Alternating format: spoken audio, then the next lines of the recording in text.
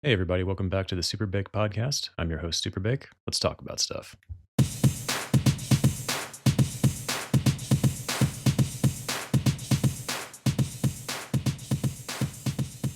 So, I have no idea why, but lately I've been watching like clips of the Chappelle show on YouTube.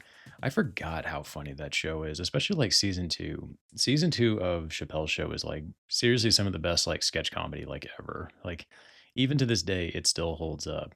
Like I was watching clips of it. What was it? The Knee High Park, Dave Chappelle's version of Sesame Street still kills me to this day. God, the part where the puppet is singing and he injects himself with the heroin while the kids are in the background and he just starts getting like sick. That still kills me. Even now he's just like, God, I'm fucking dying, man. The kids are just horrified by it. And then oh my God, the stories from Charlie Murphy, from the late great Charlie Murphy. Oh my god, where he meets, Rick James and Prince. Those are seriously some of the funniest stories ever. Like, I don't know how much of that's true. I mean, he was Eddie Murphy's brother, so, I mean, I'm sure they probably did meet a lot of really famous celebrities back in, like, the '80s when Eddie Murphy, I think, was at, like, the height of, like, his comedic career, but like, oh my god, the stories about him when he meets, like, Rick James and stuff, and how they always just end with him just beating the shit out of Rick James always kills me. Like, I love when they go into the bar and, like, Rick James just slaps him in the face immediately, and then Charlie just slaps his head into the fucking bar. It's like that still kills me even to this day, that makes me laugh so hard. And then what was it, the part where he like, I love how all the stories just end with him just beating the shit out of Rick James. I have no idea if that's true or not, but and they even got the real Rick James in on the story as well. I love that. Like, the Prince story is funny too. Like, I love the Prince story, like how he just beats their asses at basketball and just makes them pancakes, which is also just ridiculous. But just like because there's 2 Rick James stories, and I think both of them are just fantastic. Like, I just love how in every story, like, Rick James always just, like I guess, like, he either forgets and he just always just slaps Charlie Murphy in the face, and then Charlie Murphy just always beats the shit out of him. Oh my god, I love that. He even tells in the story, he's like he goes like, "Yeah, he would do that every once in a while. He would just, cross the line and I'd have to whip his ass every now and then." Like he was like, what would he call him? Like, he was a habitual line stepper. God, that always kills me. Yeah, like I forgot like how funny the Chappelle show was back in the day. God, it was hilarious. I do miss that. I always wish that we'd gotten at least to season 3, but then I think Dave Chappelle kind of went nuts for a while there. He had that what happened? Like he had like an incident on a plane or something like that where I don't know, he just kind of went crazy for a while, then he came back and kind of had a bit of a resurgence. I watched some of his newer stand-up specials on Netflix and they were pretty funny. I liked them. But man, nothing beats the old Chappelle show. That stuff was just gold. I mean, season 1 was also good too, but season 2 was just it was so fucking funny. Just some of the best bits. I freaking love that show. All right, well, anyways, on to the show. I do have a little bit of gaming news. I guess you could call it that. Xbox apparently Microsoft has announced a price hike to the Xbox consoles. I guess to the consoles, headsets, and I guess controllers as well. I saw like a whole list here, and I'm not going to go over everything. Just kind of the main part is that it looks like they're increasing the cost of the Xbox consoles. So like the Series X, the digital version is going to be $550 now, where it was $450. And then the regular Series X is going to be $600 now, up from $500. So basically, both of those are going up in $100 in cost. So that sucks. Oh, yeah. Also, they announced that apparently their games are going to start costing $80 now. Apparently, this was supposed to take into effect, or go into effect on May 1st. At the time of this recording, this is May 2nd. So basically, yesterday. Yeah, I have no idea if those are gonna be, like, immediate or if it's something that's gonna happen a little bit later down the road, but yeah, that definitely sucks. I don't own an Xbox, I doubt that I'll get one anytime soon, but yeah. Well, what did I say before? After the Nintendo Direct, I called it, this stuff's gonna start happening. Granted, this was probably gonna happen even if Nintendo hadn't increased the c price of their goods, their games and stuff, but yeah, I don't know, it's crazy how expensive games are now getting. And also too, I think I heard a rumor that supposedly, and I don't know if this is confirmed from Sony or not, but I heard rumors that the PS6 is supposed to launch in 2027. But don't quote me on that. I don't know if that's true or not. I don't know if that's been substantiated by Sony or anything like that. Boy, I'll bet they're just sitting back, just licking their chops, waiting for 2026 to get here. Like, oh boy, how much can we charge for this fucking console in our games? $100, $200, 300? Who knows? I feel like they're probably just sitting there like hedonism bot from Futurama, just like, I apologize for nothing. I freaking hate corporations. I love video games, but I hate corporations. All right, well, anyways, let's get on to the real crap that I'm talking about tonight. The Last of Us Season 2, Episode 3, The Path. Basically, picks up after the aftermath of the battle in Jackson from the last episode. It's a much slower episode in terms of its tempo and pace. Gives the audience a lot more of a chance to breathe, which I appreciated. I actually liked that a lot about this episode. And in particular, one of the scenes that stood out to me in this one was that we get to see Tommy's reaction to what happened to Joel last time. We actually seen him cleaning Joel's body in the beginning of the episode, which was a pretty strong, heartfelt moment. Gabriel Luna, I think, gives a great performance. He's actually been a pretty good standout performance in this season so far. Like, I liked him in season one, but I think in season two, he's really kind of stepped up into this role, which makes sense. Tommy, as a character, had to step up in the game when Joel was killed. So, yeah, I like that he's been given more to do the last three episodes, and I think this scene definitely was a great way to showcase that. And of course, we also see Ellie recovering from what happened to not just from her injuries, of course, but also her the mental trauma of going through witnessing Joel's demise. I also like the little scene between her and Gail. I like Gail's character, played by Catherine O'Hara. I think she's been great in this season so far. She's not a character that was in the game. She was, I guess, an addition they added just for the show, but she's actually been pretty good so far. Although I do have a couple things with her character in this episode that I'll kind of get into. Well, really one thing, but I'll get into that here in just a little bit. Also, another thing that's really stood out in this season so far to me is Dina's character, played by Isabella Merced. I hope I'm saying her name correctly. I think she's been really good as well. She's actually, this episode especially, she's actually had a much stronger character development. Like, I think one of the criticisms I had in episode one and two was that it didn't feel like Ellie and Dina's relationship, it didn't feel like these two characters had much chemistry together. In this episode, I do feel like we get a little bit more of that.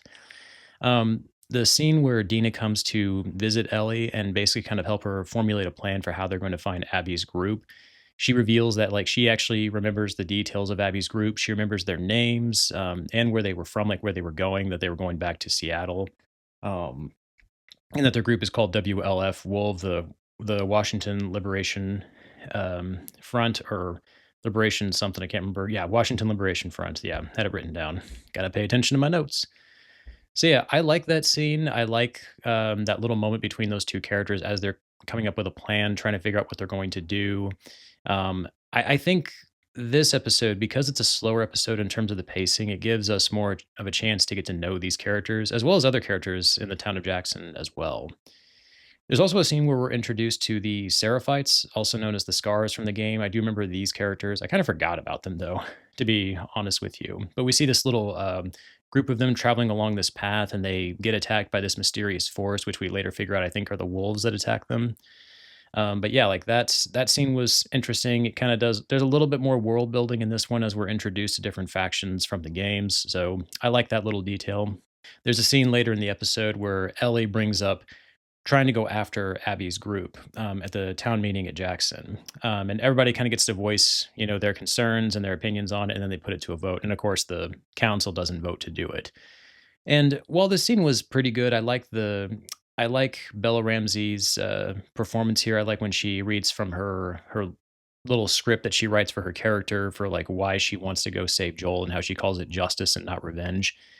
Even though I think we all kind of knew the council was going to vote against her, one thing that stood out to me in this little scene was that I like that Seth, the guy that insulted her and Dina in the previous episodes, I like that he actually stood up for Joel's death and actually he wants to do something about it. That was a nice little turn for his character. Actually, his character in this episode was pretty cool as well. So yeah, like overall, like there's been more. I think we've had more of a chance to get to know some of these characters in the town that maybe we didn't before, and see different sides of them, like Seth's character, like Dina's character. And speaking of Dina, there's another scene coming up later where we find out that, of course, Ellie is going to sneak out anyway to try to go after Abby's group, even though the council doesn't want her to do it. And then Dina shows up and actually gives her a pretty good detailed explanation of like what they're going to need, try to get supplies together, which I thought was a cool moment for her character. I don't remember if that was in the game or not. I'd have to go back and watch the cutscenes for it, but I like that it shows that Dina is, yeah, she's pretty capable. Like she's able to plan ahead. She's able to kind of calm Ellie down and kind of explain to her, like, well, we need to do this right. We need supplies. We need materials. We need weapons. And it makes sense. Like some of the stuff that she's talking about, like food and all that stuff, it does make sense. Like, well, yeah, I mean, you're traveling a pretty long ways. I don't know exactly where they are. I know they're in Wyoming, but I don't know if it's like Jackson, Wyoming, or if it's just Jackson County, Wyoming, or like a made up place. I'm not really sure. I looked it up online and it said like I think from Jackson, Wyoming to Seattle is like 800 miles or something like that, or it's a long or something like that. It's a long ass ways. So yeah, that'd be quite a trek to make even on horseback. And then it's revealed by Tommy that they actually buried their dead, including Joel, about 10 miles south out of town. And when Ellie and Dina leave the town, we get like arguably my favorite shot in the entire episode, maybe the entire season, is when they visit Joel's grave. And I love that shot.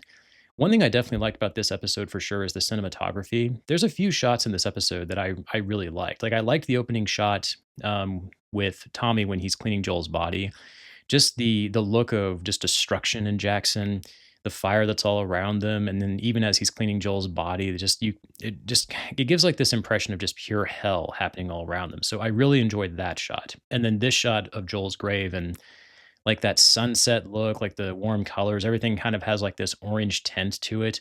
And then just like the sweeping landscapes, like it's this beautiful shot that I really liked. So like from a like the cinematography of this episode from that perspective, I really liked that a lot. And there's another shot coming up later that I'll discuss when I get to that scene. But yeah, that one I think the over the overarching shot of like Joel's grave and like the other graves outside of Jackson is probably my favorite shot from a cinematographer perspective in this episode.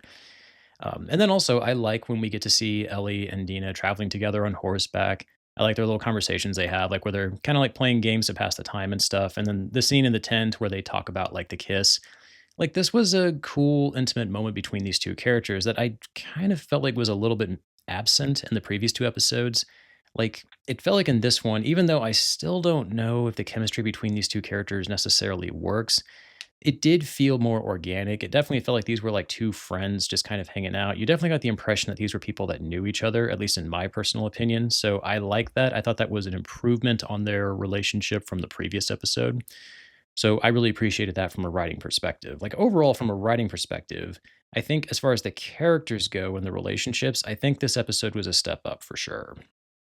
Now, where I do think this episode maybe deviated a little bit, or at least in my opinion, I was not crazy about, was there is a scene with Tommy and Gail, the therapist, when they're talking.